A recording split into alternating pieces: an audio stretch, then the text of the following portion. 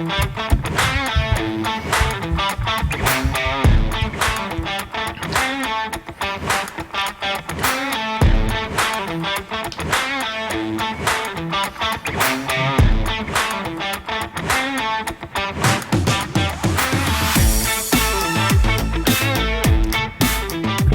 friends, to the Preferred Experience podcast. Once again, back here in the center of the preferred community, Prattville, Alabama, our home.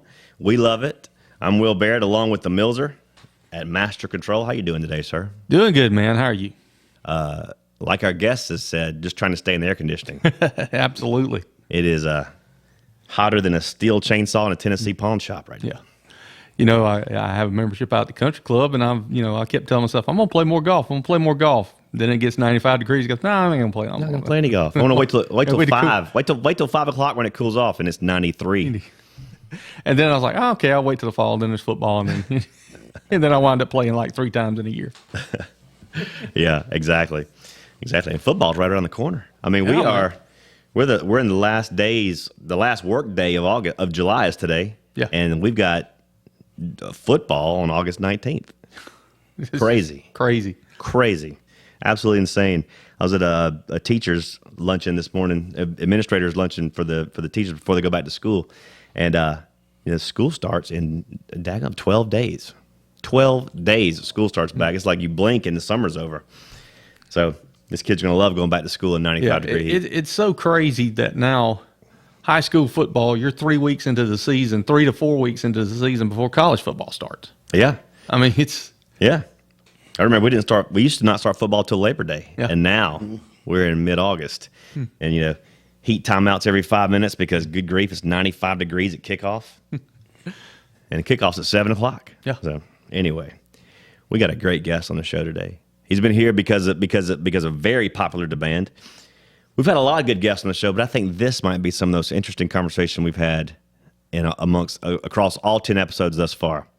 And this man is a beloved resident of the city of Prattville, a quality member that pays his civic rent in full every week, no doubt about it. I'm talking about James Sean Lobmiller, otherwise known as Skip. Welcome to the podcast. Wow, where'd you get that background info at? I want you to know, Skip, I do deep dives on all of our guests. Yes, he has a staff of about 3 investigators that go in and they know everything. Excellent. They know everything. So get ready. Yes. So Skip, you're as much a commodity in Prattville as the gin shop would be. You've been here a long, long time. So tell us a little bit about the history of Skip. Hey, I was actually born in Greenwood, Mississippi. Family moved to Prattville in '73. Bought our first home. Actually rented a home in Millbrook, Grandview Drive, I believe it is, right downtown Millbrook. For 1 year while they were building Camille Estates. And we bought a new home on Primrose Drive in '73, I believe it was. I did 5th grade in Millbrook, started 6th grade in Prattville, been here ever since, with the exception of 84 to 92 when I was in the Army. The 82nd Airborne. 82nd Airborne. And that is quite a distinction to be part of the 82nd Airborne. I don't know if you know this, Millzer, but the 82nd Airborne has served in every major U.S. conflict since World War I, with the exception of the Korean conflict. That is correct. So you're pretty amazing. I don't know about all that. I enjoyed it. And maybe the first airborne selfie ever taken. Now that is good. That does go way back. I had a Kodak disc.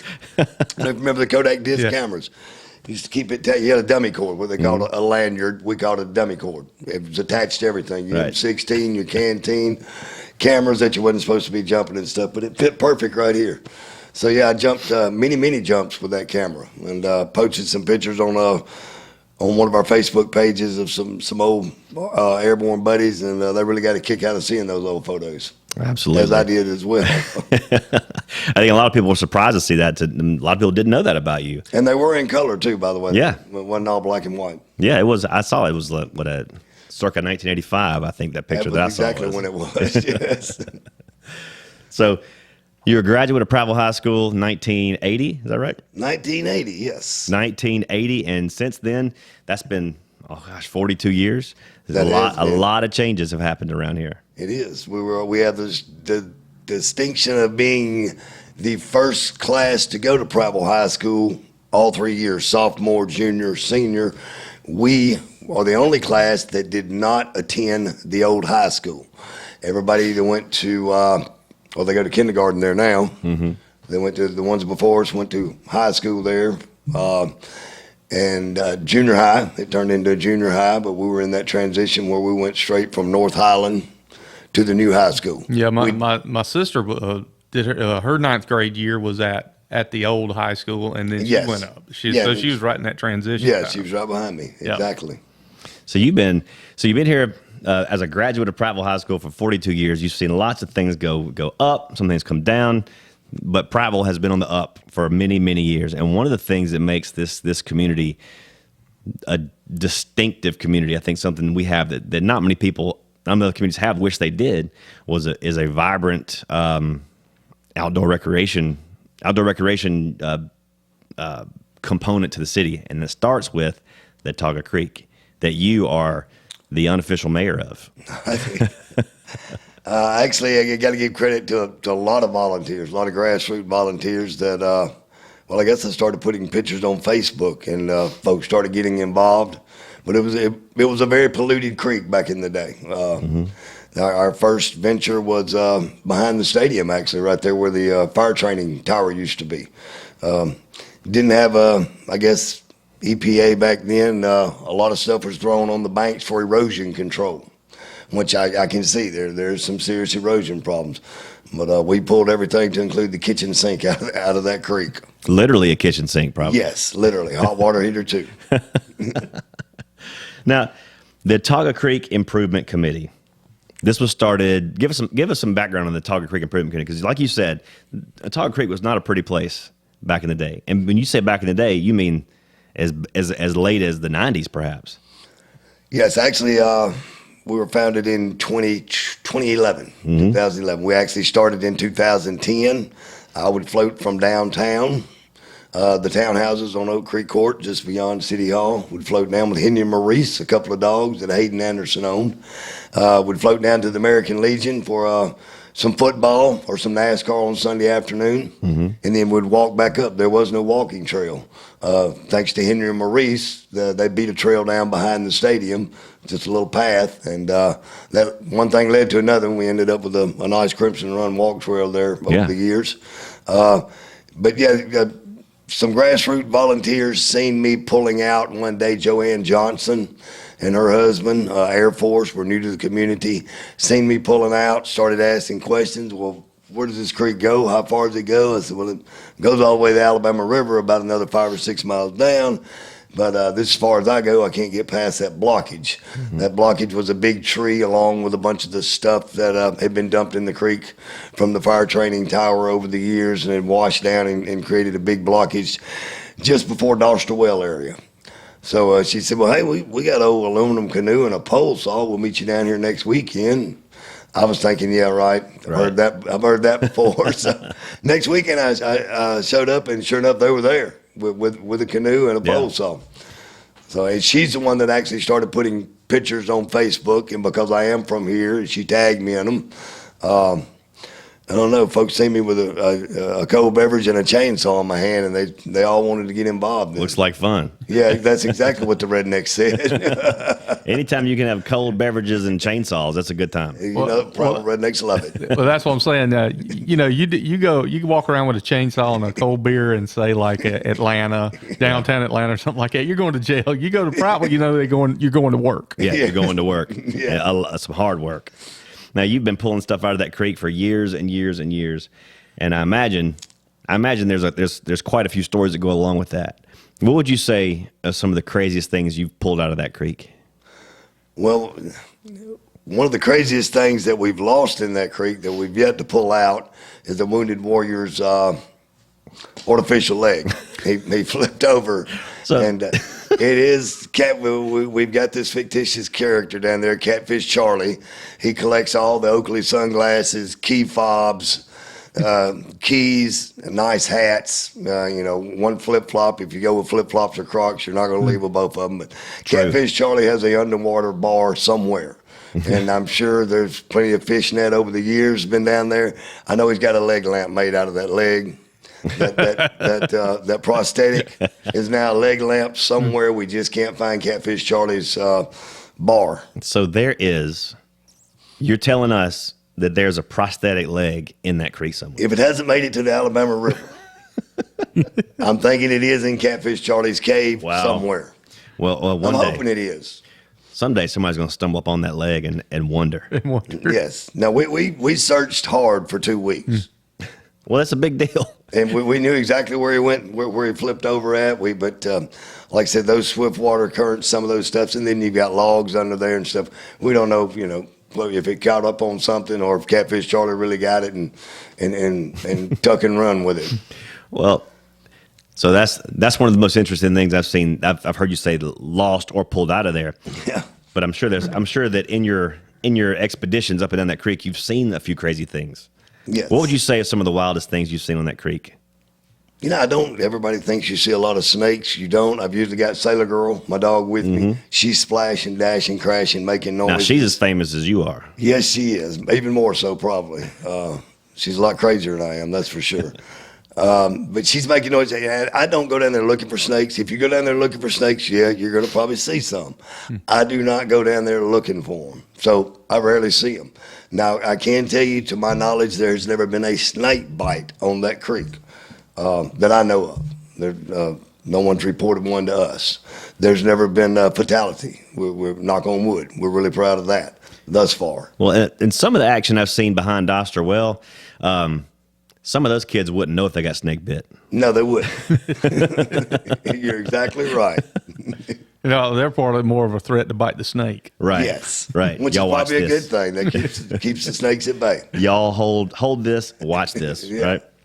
Hold my drink, watch this. I'll be right back. Yeah. Well, everybody knows about the bottom end part down there, but y'all have done some work on the top side of the dam too, and on back some, haven't you? Yes, we have. Actually, Otago Creek is after we got founded and joined forces with the Alabama Scenic River Trail, we were able to submit paperwork and get recognized as a National Recreation Trail by the U.S. Department of Interior. Wow. Now, that is a 13-mile canoe trail, 6 below the dam, 7 above the dam.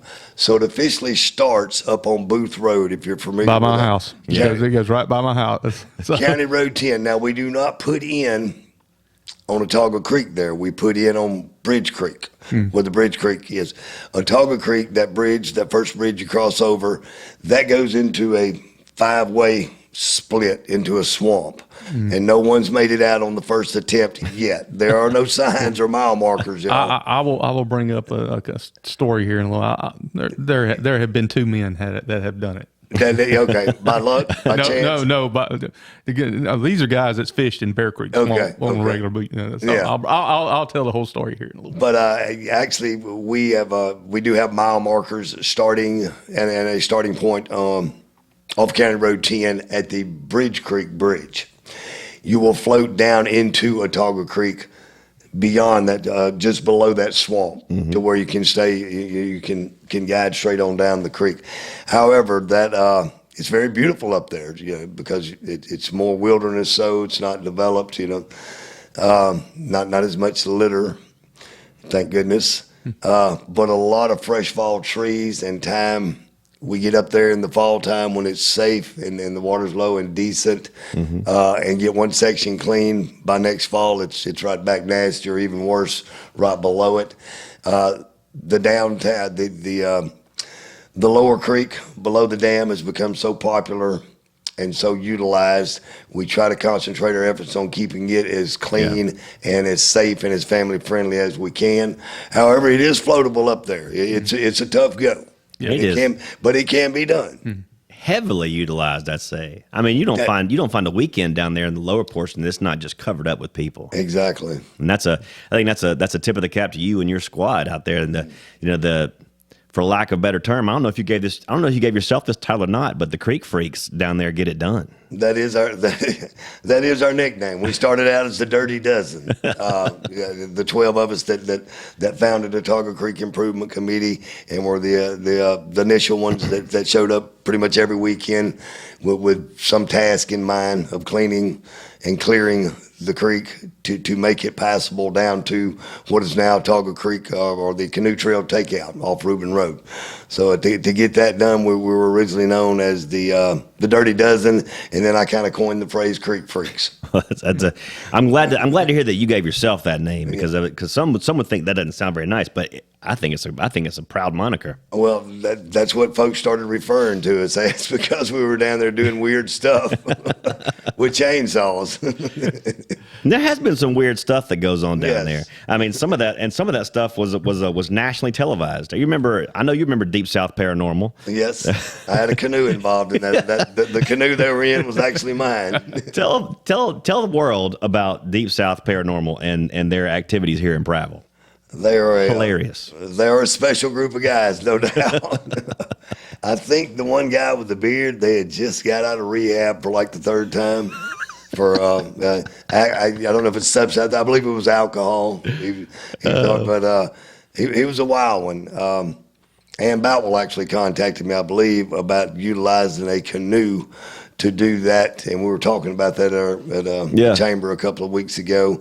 It kind of got off the ghost stories and stuff where they went almost up to Allenville in the swamp in my canoe and made the little the little doll. The little witchcraft dolls, voodoo dolls, so to speak, out of straw and stuff. I still got a couple of those.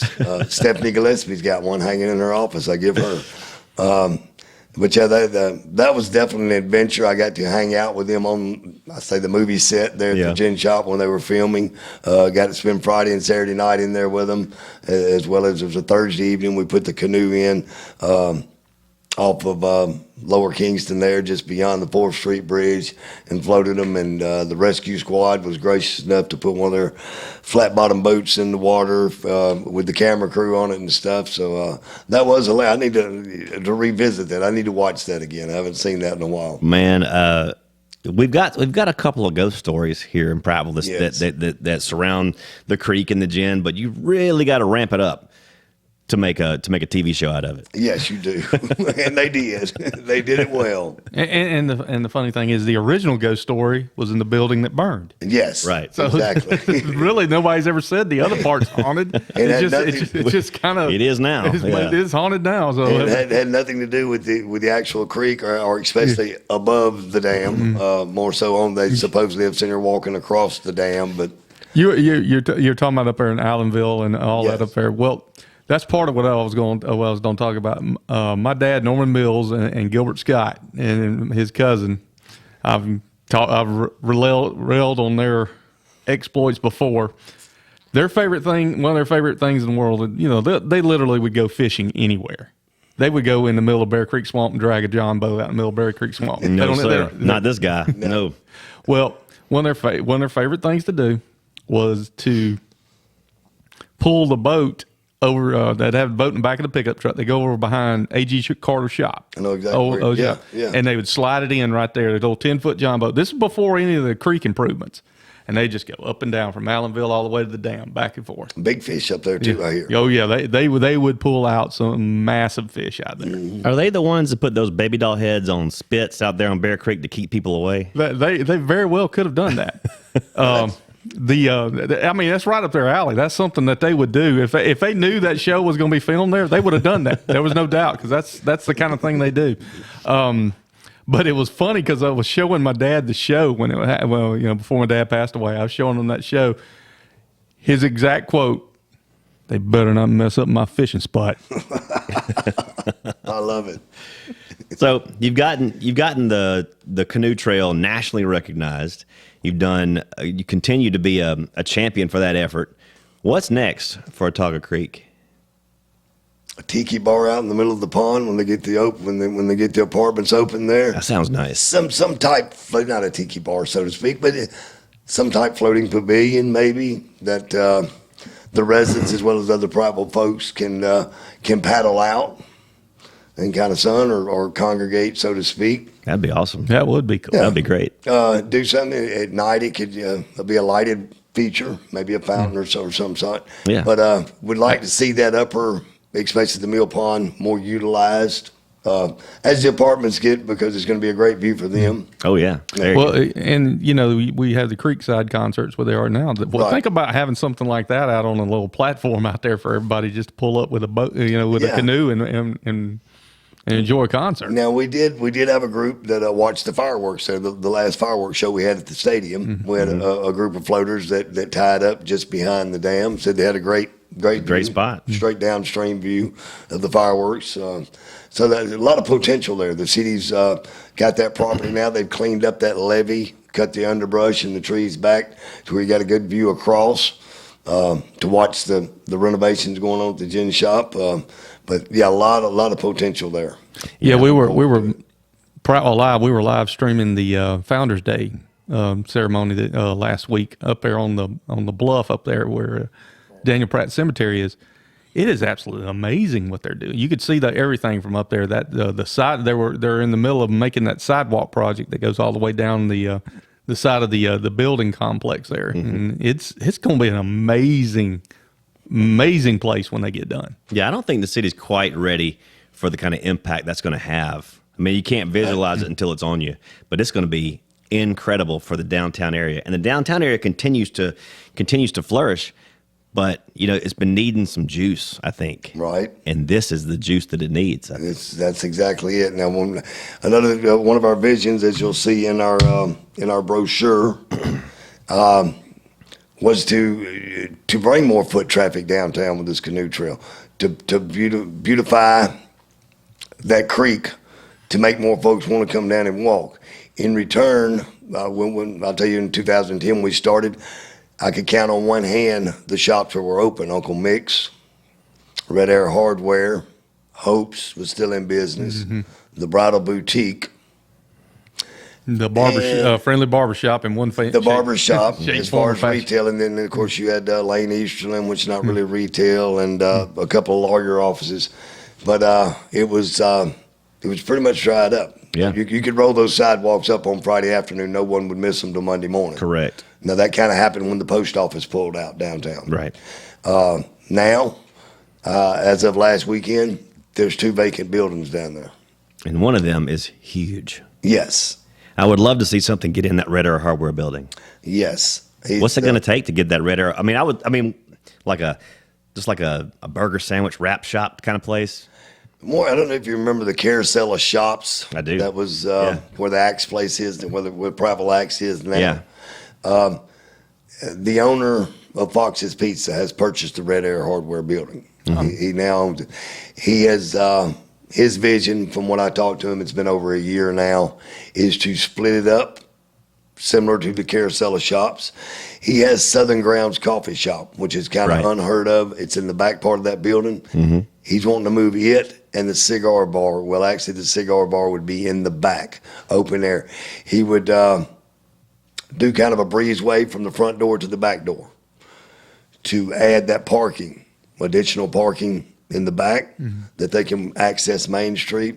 His cigar bar anchoring, and kind of give him a band. They have live music at Teddy's Bourbon Bar now, kind of in a tight spot up in the front corner. Right. He has mentioned more of a bandstand kind of toward the back. That'd be awesome. Half inside, half outside. With a cigar bar, he has a humiditor now, but kind of a cigar bar type thing. You can't smoke indoors, obviously. Right. But he would like to do that, as well as get his coffee shop kind of up toward the front, and some other boutiques that he would actually spaces he would actually rent out for other boutiques. I mean, that would be awesome. And with that breezeway coming through, where you can actually access Main Street from off-street parking without having to walk around. Yes. I'd like to see the entire Main Street go pedestrian. Yes. Like brick it all across, and it's just wide open pedestrian. And all the off-street parking, there's plenty of parking there. Yes, it can be done, and that's something to look forward to. Well, I mean, you also have the property across from the across from where Cindy's and all that, where they have the the tail end of that property back toward the church. I mean, that would be that would be a great parking facility. Yeah. And then just like you said, make downtown a foot traffic place, because it's a great place. There's a lot of people get in there, but it's really tight down there on the street wise. It's trying to funnel traffic and people down through there. Yeah, right. It would, but man, what would it would. I know people are scared of it because it would, it'll shut down Front Street, front of the business parking. Well, yeah, it would be some adjustment and everything, but I think it would actually improve your business, because it would probably, wouldn't you say, almost double the foot traffic downtown if you just made it where you could just walk around down there without having to worry about crossing streets. A complete pedestrian friendly district right there. Right, I think it would. And man, that would be fantastic. And I think eventually that's gonna be, it's gonna have to happen as they continue to grow. Well, I mean, once the project is complete, I mean, you're going to increase traffic foot and foot wise and whatever. It's going to double down there when you get that many people in that apartment complex over there. From curiosity alone. Yeah. Yes. And then they start to realize, hey, this is a great place to work, live, and play. Mm-hmm. And we do all three right here in the preferred community. One of the things that's been fun this summer is the Creek Walk concert series. And you said, I think it was you, Skip, that said, listen, we can't control the temperature outside. Nope. Stop complaining. It's a concert series in June and July. It's going to be hot. Mm-hmm. Get used to it. We got some complainers around here. We do have some whiners in the preferred community. We have some unhappy folks. I try to always see the glass as half full. A lot of folks prefer to see it as half empty. I'm a positive, upbeat kind of guy. I'm going to look for something positive in everything. I wish others would do that. We have so much to offer here. There's so many good things going on. No, the mayor's not perfect, nor is the mayor before him or the one before him or the one after him. Nobody's perfect. Nobody's going to be perfect. Community. The part of that word is unity. There you go. It all just come together. Unify. In today's society, today's world, we won't get into politics here. It seems like they're trying to divide us at every turn, at everything we do. Let's stick together, guys. Let's be one. Let's unify. Let's come. Let's all get along. There's something positive out there to see and to think about. If it's negative, just keep it to yourself and move on. Let it roll off your shoulder. Jeez. Man, you're speaking to the choir here. Yeah. I mean, you think? I mean, this is what he speaks on here is part of the conversation that me and Will had. Putting this show together, the preferred community or the preferred experience for the preferred community. Is we want to bring those positive messages, and that's why we like having that. We could go out and find somebody that wants to complain about everything that's going on and probably double our listeners and get them on there and get them all fired. But what have you accomplished when you've done it? And it's about what you can accomplish and what you can bring to the city. Thank you. And make it a better place. And a divided people are easily conquered. Exactly. You can control and conquer a divided, but a unified people that can all get behind one thing. You can't stop them. Nope. It's unstoppable. I think back to looking at Prattville High School football on the wall there, back in the days of 2000 to 2009, where we won more than 90% of our football games. It's because we had a whole community lined up behind those boys. And couldn't find a seat. It was standing room only. Parking was a premium all the way over to Fat Boys, to the convenience store, to the bank parking lot. Mm-hmm. It was easier actually to park at the bank, the bank trust parking lot, and walk back to your car than try to get out of that traffic jam. Yeah. Those were the good old days. Those were the good old days, and we had players that were good. Exactly. But we didn't have superstars at every position. Nope. But they had the support, and they had the support that they needed to feel like a champion every time they walked out there. And when a kid feels like a champion, they play like one. Exactly. And that's a microcosm of this community. If we can get back to the point where, like you said, community, if we're all unified again, then championship things will happen again, not just on the football field, but in everything we do. And Prattville, I think, is doing a lot of good right now in becoming unified again. Yes, I can see it. I can see it in the way that our mayor operates, in the way that our council operates, in the way that our board of education is starting to become more unified with the city. I mean, it's a really encouraging thing to see. I feel like everything's coming together. Yeah, it's not happening overnight. It's not happening nowhere overnight in today's world. I mean, right. We could be a lot worse off. I'll put it that way. We're blessed. Well, what we're doing was we're fixing a problem at a time where it's hard to fix problems. Exactly. But we've gotten to the point where we can't let it go anymore. Mm-hmm. And so it's going to be doubly tough to fix the problems. But you got to be committed to make it happen. I want to hit on another topic here that it's a problem, but it's a fun thing, and I don't think it's really a problem, but it's kind of been a problem. And we've kind of worked it out, amongst ourselves. And I think you are the one to blame for all this. Thank you. Skip. Oh, wow. Yeah. And that is this town is being overrun with golf carts.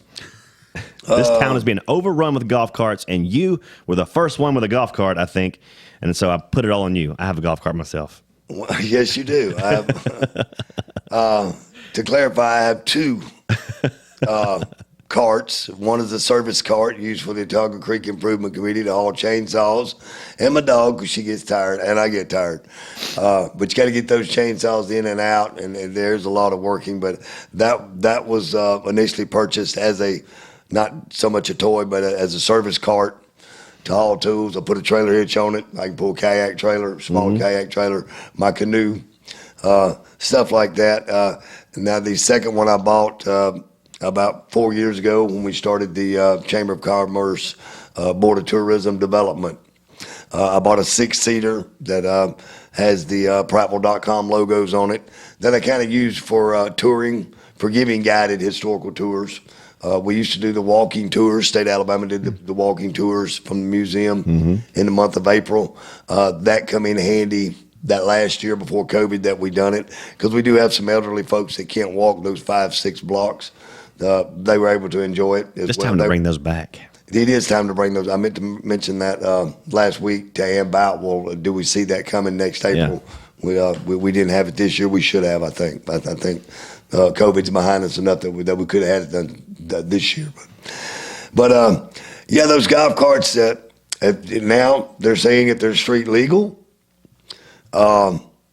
Which a bunch of them are being sold street legal. That would be turn signals, tail lights, brake lights. Right. Horn, DOT certified windshield. You don't find that. There's something funny about getting a tag for an Easy Go golf cart. There is a serial number and a VIN number. In order to tag a vehicle, you must have a VIN number. Mm-hmm. Most golf carts have a serial number. So going to the probate office, to the courthouse, and getting a tag, really you're not supposed to be able to do that. Some of these, what they initially called Obama carts, the electric carts that they were selling, well, you got a rebate of some sort. That made them really affordable. Those were street legal. That windshield is DOT certified like a regular car windshield. And it does have a VIN number. But it just to go out and buy a regular Easy Go golf cart like you're seeing now, if you want it to be street legal and put a tag, you better make sure it's got a VIN number and not just a serial number. That's asking a lot for a car, for a vehicle that can't break 20 miles an hour. It is. Now, also, you need obviously a licensed driver. 16. Yeah. We might need to bump that up to 18. They're a little bit more. 18-year-olds a little bit more responsible than a 16-year-old that just got their driver's license. That wouldn't hurt. Mandatory liability insurance. If I scratch your pickup truck in the parking lot, I need to have liability insurance on that golf. Like I said, licensed driver. Turn signals. They still teach turn hand signals in your driver's book. Right. I feel that's permissible. Yeah, it costs some money to add all those stuff onto a golf cart. It does, but it's a lot of fun, and I love the fact that this community has become like a golf cart community. Yes. It's a lot of It's a lot of fun. Well, I don't have to worry about all that. We don't have all those problems in Booth with our golf carts. We got plenty of room, plenty of golf carts. You operate on vigilante justice out there. Exactly. We might need to move out there. Yeah. Just get some vacation property out there. Hey, we're having the first house built in Booth in 20-something years. Wow. So being built right now. So, hey, you better jump on fast, man. It's It's coming. It's coming. The wave is coming. Hey, we're just biding our time anyway. We're going to make our move and take over. Well, Skip would relocate the Creekside Yak Rack and Paddle Shack out there. Yes. But, it take you away from the creek. I'm conveniently located where I'm at. Everybody asks, am I going to get one of those loft apartments? I won't have a backyard for all my junk, man. I got too much stuff, too many toys. Now, when you drive by Skip's house, there's just piles and piles of kayaks and stuff. How did you acquire all these? Oh, man, folks have donated a lot of stuff. Some of them have holes. And then if you remember the canoe we had going in behind City Hall was an ice planter flower bed. Yeah. It decayed away. The horticulture guy has reached out to me about getting another one. So over the last 3 or 4 years, I've got 4 or 5 more. Now, I used to buy two every year. Either Memorial Day or Labor Day, because that's when you get your best sell on them. Yeah. And I'd buy them in pairs because they stack on top of each other, easy to. But I would buy 2 at 8 foot. So I've accumulated. I've got 18 kayaks, 5 paddle boats, 2 canoes, 2 golf carts, a couple of trolling motors, a bunch of paddles and life jackets. Yeah, you need a yard. Hey, I got to keep a yard I heard a rumor. and a dog. I heard a rumor that you acquired some of the turf from the old stadium when they My backyard is Astroturf.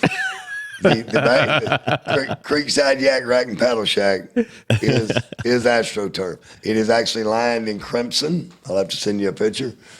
Some of the trim. Now, acquiring it, I'm a dumpster diver from way back. That's right. That's part of being a paratrooper, guys. That's exactly right. Exactly right. Yeah, you gotta live off the land sometimes. You got to live off the land. You got to know how to dumpster dive. One man's And trash, another man's, It is. what is it called? Treasure. Treasure. That's right. Yeah, it is. But yes, I've was fortunate enough to be at the right place at the right time, living downtown when they redone that stadium project. That there was a bunch of stuff being. I didn't think it needed to go to the landfill, Millzer. Mm-hmm. No, Yeah. I thought it looked better in my backyard than the landfill. Much better. Much better. Much better. I think a lot of people ended up with a few rugs from that deal. Yes. Good to have. I just hope you didn't get a section where Tim Rawlinson would throw up. No. No. No, because he was known for that. He was known for that. I will tell you my 3 little out parcels. We've got this tough HPC hysterical Prattville commission. They're tough. Yeah, they're tough. They're rough. So I'm limited what I can do in my backyard as far as building and stuff. So I have these temporary shelters built for my golf carts and my kayaks, and they are lined. They are floored with the bright red AstroTurf. That was a no-go. Yeah. It got thrown in the dumpster, but some of it got saved. The safety red. Yes. Now, you mentioned the HPC. Some would say it's better to ask for forgiveness and permission on something like that. But you abide by the letter of the law downtown. I try to. Yes. I don't know what gives you that idea, but I try to, man. That's your reputation, Skip. I don't want John Boone painting his mailbox purple or pink or whatever. Yeah. So it's good that we do have that. He's a threat to paint a mailbox pink. Yes, John he Boone. is. He'll do it. He'll do it. Yes, he's one of your neighbors also. I live 6 feet from John Boone. 6 as a matter feet. of fact. You better watch his mailbox. Keep an eye on his mailbox, man. How's your HOA out there? Is it pretty tight? Is it Pretty tough? Loctite when it comes to mailbox. He's got some pull though. A little pull, a little Yeah. bit. Yeah, they're tight on maybe on that, but good Lord, the parties they have down in that little cul-de-sac is just I don't think there's any kind of regulations on those. Well, the Mantelhood operates differently from the rest of the neighborhood.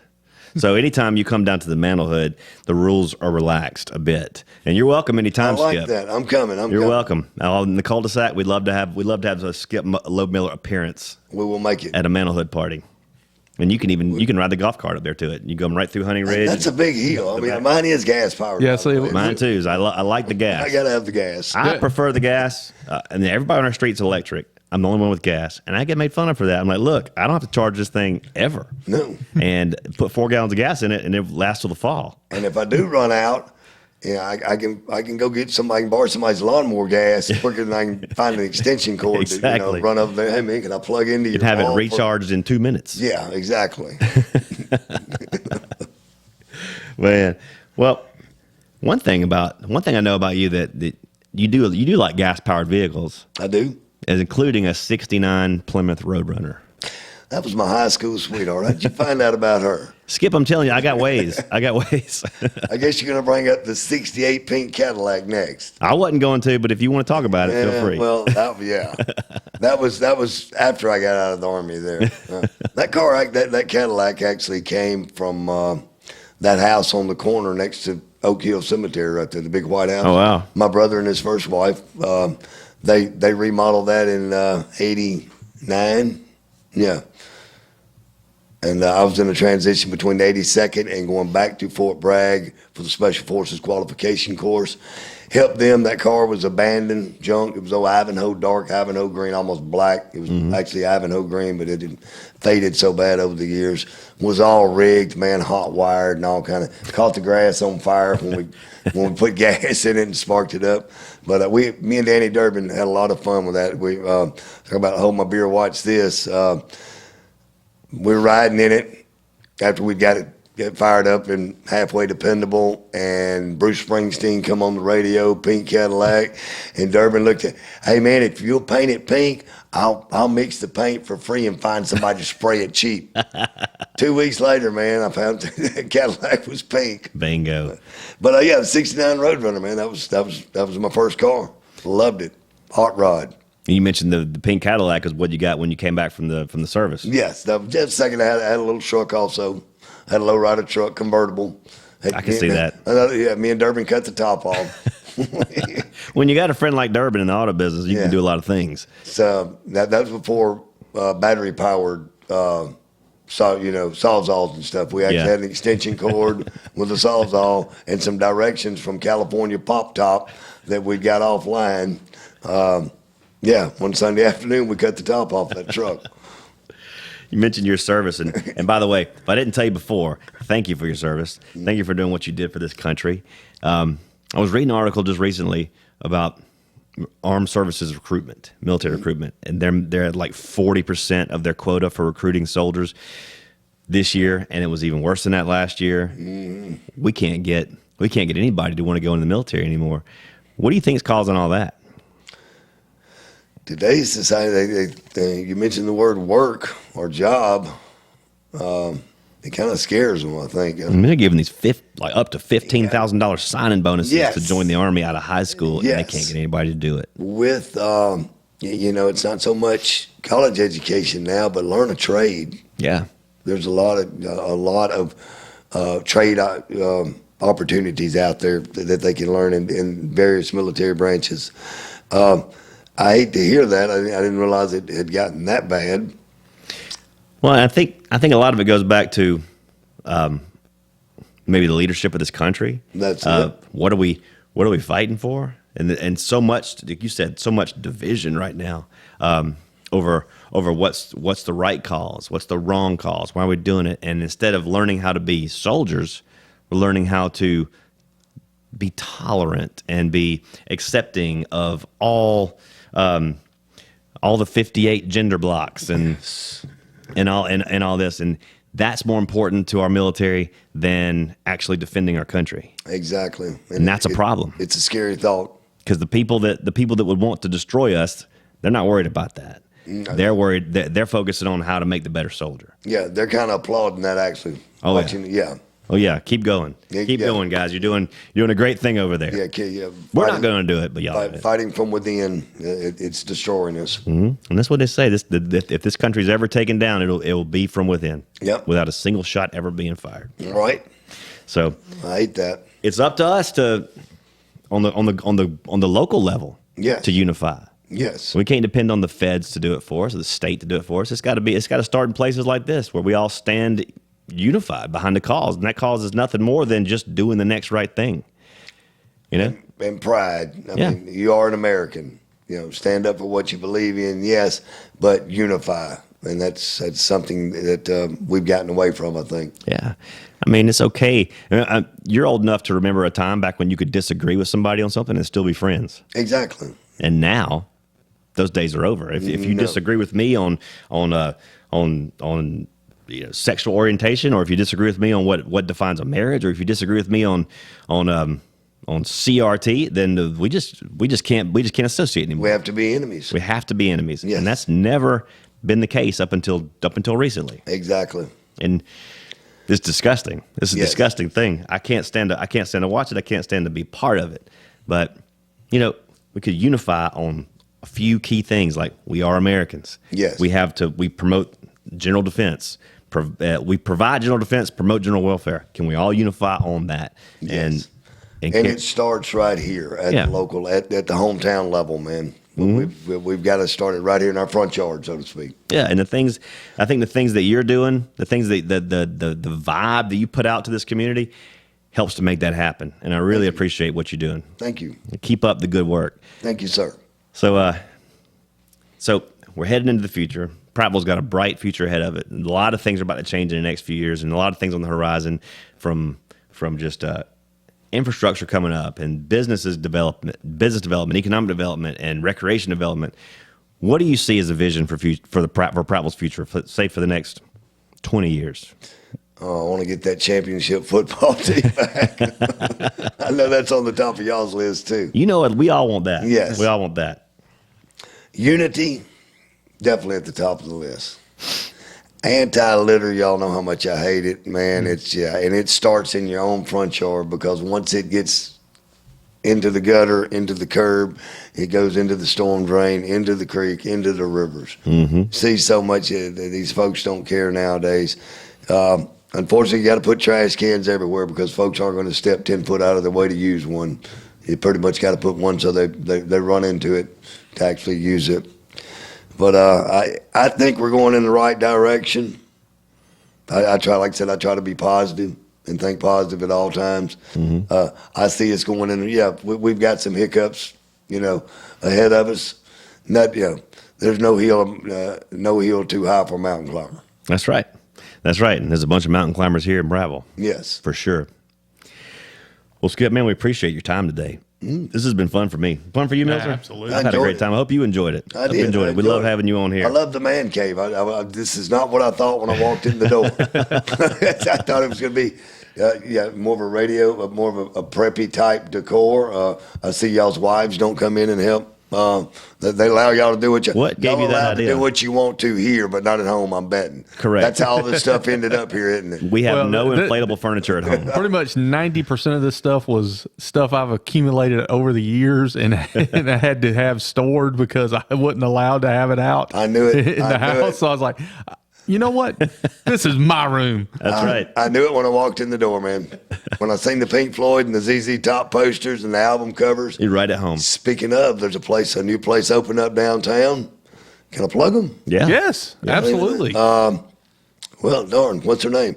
She's in the yesteryear's building, Wolf Mercantile. Mercantile. Yes, she does estate sales. She has some really cool album covers. I forgot to post last week. She has matchbooks covers from all over the world. Man. Really? Yeah, you remember those things you used to call matches? Yeah. Mm-hmm. Yeah. Where folks did for advertisement, even politicians had them. Yeah. To advertise, They're in a big ashtray in a hotel lobby room. Yes, You just grab a box, a book. Yeah, she's got them from all over the place. She has some really cool old album covers. Is where I was going with that. Wow. If y'all get a chance, go down there and check her out. She's got some cool.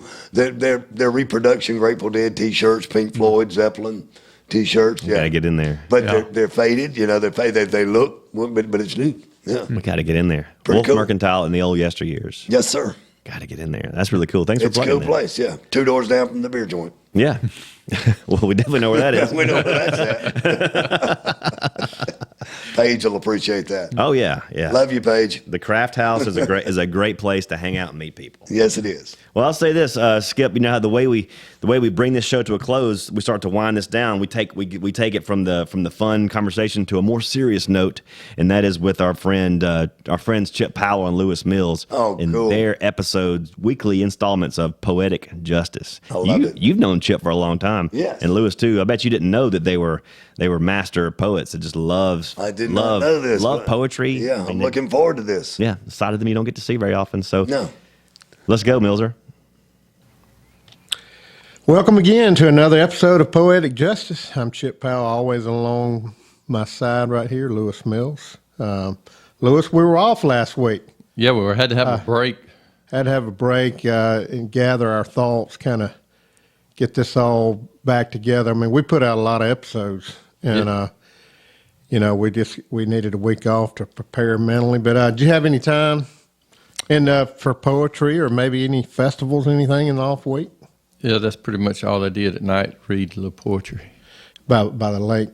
By the lake. Out on you do that on the pier or swing? On the pier. Or over on the pier. Nice. Well, listen, did they announce yet the Lake Martin Poetry Festival? No, dates? not yet. Okay. Trying to find an open date. That's coming up. Well, listen, next week, we're going to have to do our show early, maybe Monday, Tuesday, and Wednesday. I'm going to be in Sandestin, and well, I'm there for other reasons, but it just happens to fall in line with the Sandestin Sensual and Succulent September Poetry Festival that starts next week. So I may be there, I don't know. But it'd be bad if I went there and didn't go. So I'll try to make that. But anyway, this week's poem. The subject I'll tell you here, but I really had a tough time between Christiane and Martine, which you're familiar with, Lewis. But I don't know if you've ever heard Amy Ludwig Vanderwater. No. She's kind of a newer girl on the scene, but she's pretty sharp. But I went with Christiane Martine this week, and as you and I talked about it Sunday night, the deep meanings of this. But basically, this poem is concurring with today's preferred experience guest, Skip Lobmiller. You know Skip? Yeah. Fellow Prattville alumnus. Skip's he's not only the president of the Tauga Creek Canoe Trail, but he built it back in February of 27, I think, somewhere along those ways. But have you ever been down the creek? No, I hadn't. Well, Skip will probably be mad. I've been down it, but I think it was before the creek was really opened up. But anyway, so this is in honor of Skip, our guest today on Preferred Experience. Lewis, I know you know it already. You just go ahead and recite that, man. All right. The river rushes to greet the trees as they gather together in the moonlight, their leaves dressed in slivers of silver. Enough said about that. It explains. It's self-explanatory. I don't need my interpretation or yours. It's just if you go across the Bridge Street right there, the moon's over. It'll tell you that. But you know what? It reminded me of the last. Recite that last sentence. In slivers of silver. Well, that reminds me. People have told me, I don't know. People told me I've got a slight lisp. I don't know. But I noticed how smoothly you recited that. But it reminds me of my favorite meal I like to have at lunch. And I'm going to see if you can say it as well as I do. And I have the lisp. But I always get this, Charlie's. The seasoned savory Caesar salmon salad. I say it that smoothly. Now, let's see if you can say it. Now, did y'all detect a lisp in any of that? Well, I just said number 3. Well, there you go. But one attempt at it, though. Seasoned savory Caesar salad. You didn't say salmon. Well, I didn't want salmon on mine. Okay. All right, there it is. Another episode. We thank you for joining us. Love it. We get that every week, Skip. I mean, I love it. These guys are amazing individuals. Yes. Great American hard chargers, and we salute them for their poetic justice weekly. That is awesome. Well, now we close the show out with a motivational minute. This is how we get ourselves ready to go to the weekend and come out Monday charging. And we turn to Prattville Junior High's head football coach, and athletic director, and girls basketball coach, and baseball coach, Donny Burnett, because nobody motivates better than Coach Donny. Cool. This is cool. That's the wrong button. Wrong button. Sorry. This is Coach Donny Burnett, and here's today's Motivational Minute. Like dreams, small creeks grow into mighty rivers. And one of my favorites from Dan Rather, don't taunt the alligators until you've crossed the creek. Take that to heart. This is Coach Donny Burnett, and today's Motivational Minute. Well, that is the first time. That is the first on the Preferred Experience where the men that close this show have actually tailored it to a guest. That's pretty cool. That's high praise, Skip. That is pretty cool. That is high praise. That was pretty cool. I have a lot of respect for all three of those gentlemen for what they've done for this community over the years. Well, and they're just so old. You gotta be gentle. I didn't mean the old thing. Sorry, guys. And I tell you what, it tells you just how much they have done to the community, because it's hard to show those guys respect. Right, exactly. Over the course of the last 40 years, they've earned a year of respect. Yes. Yeah. So great men. Proud to know them. Proud to know you. Thanks for being here today, Skip. We really appreciate your time. Appreciate what you do. Keep up the hard work, and just keep moving forward, man. That's all we can do. Thank you, guys. All right, that is going to wrap it up for the Preferred Experience podcast. For Skip Lobmiller and for the Millzer, I'm Will Barrett saying good night, God bless, and go Lions. All right, that's going to do it for this week. Man, Will, love you coming in, pinch hitting, and dude, you hit a grand slam tonight. Well, expect nothing less from me, Daryl. I'm the best.